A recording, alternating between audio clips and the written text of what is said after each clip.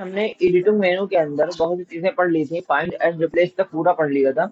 अब उसके बाद जो है वो है टॉप मोस्ट, जो बिल्कुल बेकार यूजलेस है, कभी भी इसकी जरूरत नहीं पड़ती है, इसलिए हम इसको नहीं पढ़ेंगे। उसके बाद आता है सेंड टू बैक, ये बहुत काम का है तो इसको हम पढ़ेंगे। इसके लिए हम पहले बना लेते हैं एक टाइटल टेक्स्ट बॉक्स। यहाँ पर टाइटल टेक्स्ट बॉक्स इस तरीके से बना सकते हैं, पिछली वीडियो में हम इसको पढ़ चुके हैं। ठीक है, इस तरीके से हमने बना लिया एक टाइटल टेक्स्ट बॉक्स। अब यहाँ हम पहले कंट्रोल आल्ट सी से, या फिर यहाँ आप क्लिक करके भी कर्सर को बीच में ला सकते हैं। ठीक है, यहाँ हम लिख लेते हैं मुहर्रम हराम नंबर, क्योंकि हमारा जो शुमारा है वो मुहर्रम ही के बारे में है। ठीक है, तो हम लिखेंगे मुहर्रमुल हराम नंबर। ठीक है, इस तरीके से हमने लिख लिया। इसका हम फॉन्ट साइज थोड़ा बड़ा कर लेते हैं ताकि हमें दिख सके। तो फॉन्ट साइज बड़ा कर लिया, मुहर्रम हराम नंबर, इसको और बड़ा कर लेते हैं। ठीक है, और बड़ा कर लेते हैं इसका साइज फॉन्ट का। कितना बड़ा कर लिया हमने। ठीक है, अब देखिए ये हमने बनाया बॉक्स, ये टाइटल टेक्स्ट बॉक्स जो है बॉक्स ही तो है। तो हम यहाँ एरो टूल पर जाएंगे और इसको इस तरीके से सिलेक्ट करके इसको रोटेट कर देंगे 45 डिग्री, 45 डिग्री रोटेट। ठीक है, उसके बाद फिर से इसको हम इस तरीके से सिलेक्ट करेंगे और यहाँ जब एडिट में जाएंगे तो यहाँ एक्टिवेट हो चुका है सेंड टू बैक। ठीक है, इस तरीके से देखिए आपने वाटर मार्क लगा दिया है। ठीक है, अभी लेकिन इसमें दिक्कत ये है कि हमारा जो मैटर है वो भी ब्लैक कलर में है और हमने जो वाटर मार्क लगाया है वो भी ब्लैक कलर में है। हालांकि आपने ध्यान दिया होगा कि वाटर मार्क जो होता है वो हल्के कलर में होता है ताकि मैटर उसमें छिपे ना। तो इसलिए हम फिर से एडिट में जा करके इसको ब्रिंग टू फ्रंट करेंगे और यहाँ इसका कलर चेंज करेंगे। उसके लिए पहले हैंड टूल पर क्लिक करके यहाँ कर्सर लाएंगे, इसको पूरा सिलेक्ट करेंगे और यहाँ इसका कलर हम हल्का ब्लैक यानी ग्रे कर देंगे।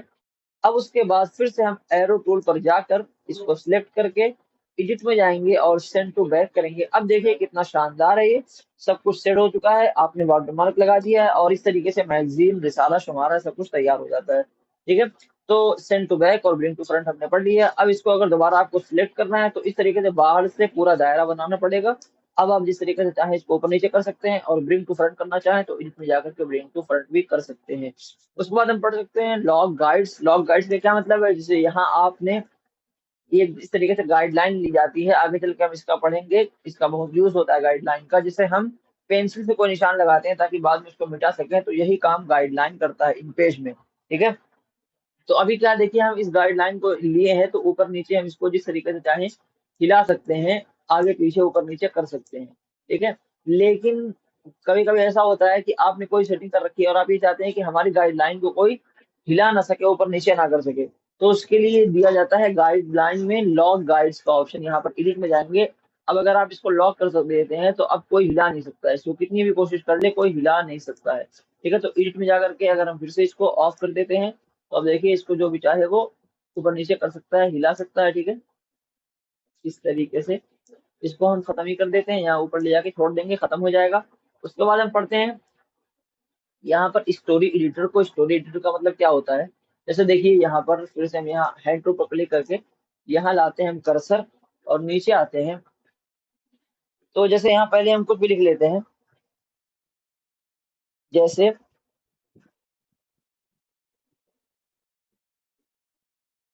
अब मैं लिख लिया।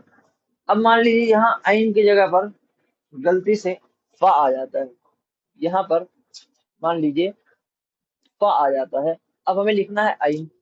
ठीक है, तो क्या होगा, अब हम यहाँ जा रहे हैं तो फा पर हम डायरेक्ट नहीं जा सकते। ठीक है, फा पर हम डायरेक्ट नहीं जा सकते, हमें पूरा काटना ही पड़ेगा, यानी इस तरीके से काट कर ही हम इसको सही कर सकते हैं, बगैर काटे हम इसको सही नहीं कर सकते। हालांकि हम चाहते हैं कि हमें चूंकि हर ढूंढना पड़ता है, टाइपिंग स्पीड बहुत स्लो है, तो इसलिए हम चाहते हैं कि हमें हरूफ काटना ना पड़े और हम बगैर काटे ही इसको सही कर लें। तो उसके लिए दिया है इसने F2 स्टोरी एडिटर। ये भी बिल्कुल बेकार है, कुछ भी काम नहीं करता है, मैं आपको बताता हूँ। जैसे आपने इसको स्टोरी एडिटर पर क्लिक किया तो इस तरीके से आपका खुद सामने आ जाएगा। अब आप यहाँ एक एक हरफ पर जा सकते हैं, स्टोरी एडिटर का यही फायदा होता है कि आप एक एक हरफ तक बैक कर सकते हैं।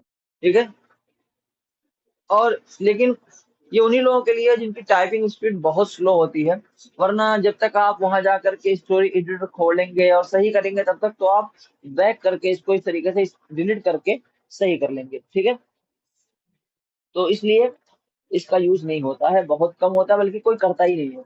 हाँ, इसको जानना इसलिए भी जरूरी है कि कभी कभी टाइपिंग करते करते मान लीजिए गलती से F2 दब गया, अब सोचेंगे ये क्या हो गया, ये तो मैंने कुछ किया ही नहीं। आप सोचेंगे शायद हमारा फॉन्ट स्टाइल बदल गया हो, हिंदुस्तानी से कुछ और हो गया हो, या फॉन्ट साइज छोटा हो गया हो। हालांकि ऐसा कुछ नहीं होता है, जैसे आपने सेट किया है वैसे ही रहता है। यहाँ गलती जो है वो ये है कि आपने स्टोरी एडिटर खोल दिया है, तो अगर आपको नहीं पता रहेगा परेशान रहेंगे। तो अगर कभी ऐसा हो जाए तो F2 दबा दीजिए, दोबारा सही हो जाएगा। ठीक है, स्टोरी एडिटर में उसके बाद आता है डिलीट पेज। इसका क्या मतलब है, जैसे मान लीजिए अभी हमने 3 पेजेस बना लिए, ठीक है। यहाँ पर आप देख सकते हैं अभी हमारे 3 पेजेस बने हुए हैं यहाँ पर। अब हमने एक पेज और बनाया, एक पेज और बनाया। कभी कभी ऐसा होता है कि हम काम करते हैं किसी का 10-12 पेज का, और मैटर बाद में जो है वो छोटा हो जाता है, और बाद में जो है सिर्फ और बन जाते हैं हमारे टोटल 20 पेजेस। तो जो हमारे 6 पेजेस एक्स्ट्रा बने हैं वो आखिर में ऐसे दिखते रहते हैं, जो बेकार लगता है। जैसे भी मान लीजिए मैं इसकी अगर पीडीएफ बनाऊं, यहाँ पर जाके मैं पीडीएफ बना लेता हूँ। पीडीएफ बनाने का तरीका मैंने आपको बताया था, यहाँ जाकर प्रिंट करते हैं, और प्रिंट में प्रॉपर्टीज पर जा करके इसको पोर्ट्रेट, फिर एडवांस में जा करके यहाँ पर साइज इसका A4 सिलेक्ट कर लेते हैं। उसके बाद ओके, ओके, ओके। डेस्कटॉप पर माई के नाम से मैंने फोल्डर बनाया था, जिसे मैंने इससे पहले ही बताया। वहां पर मैंने कुछ भी नाम दे देता हूँ और इस तरीके से सेव कर लेता हूँ। प्रिंट हो रहा है। अभी मैं आपको दिखाता हूँ कि इसमें क्या दिक्कत है। ये है हमारा फोल्डर, ये मैंने अभी पीडीएफ बनाई। देखिए, अभी जो हमने वाटरमार्क किया था वो, ठीक है, ये हमने 3 पेजेस में लिखा है। और छोटा कर लेता हूँ ताकि आपको दिखाऊं। ये हमने 3 पेजेस में दिखा, ये जो चौथा पेज है इसमें हमने काम किया था कुछ। पहले हमारा फॉन्ट साइज बड़ा हो जाता है, कभी कुछ भी दिक्कत होती है तो पेज जो है वो ज्यादा बन जाता है, तो एक पेज जो है इस तरीके से खाली दिखता है। अब हम उसको काम करके इस तरीके से पीडीएफ बना करके देंगे तो कंफ्यूज होगा कि ये एक पेज खाली क्यों है, कुछ लिखना था भूल गए या कुछ मिट गया है, वो कंफ्यूज होता है सामने वाला। तो इसलिए इस पेज को डिलीट ही कर देना चाहिए। और वो डिलीट किस तरीके से करते हैं, जहां पर एडिट में जाकर के डिलीट पेज पर क्लिक करेंगे, और जो पेज आपको डिलीट करना है, कहाँ से कहाँ तक डिलीट करना है, 4 से 4 तक, यानी सिर्फ 14 पेज डिलीट करना है। अगर आपने 5वां ही बना रखा है, जैसे मान लीजिए आपने इस तरीके से 5वां बना रखा है, तो अब आप एडिट पर जाइए और चाहते हैं कि 4 और 5 दोनों डिलीट हो जाए, तो यहाँ क्लिक करेंगे फ्रॉम में 4 और कहाँ तक, 5 तक। ओके करेंगे तो ये पूछेगा सही में आपको डिलीट करना है, तो कहेंगे हाँ, तो इस तरीके से दोनों डिलीट कर देगा। ठीक है,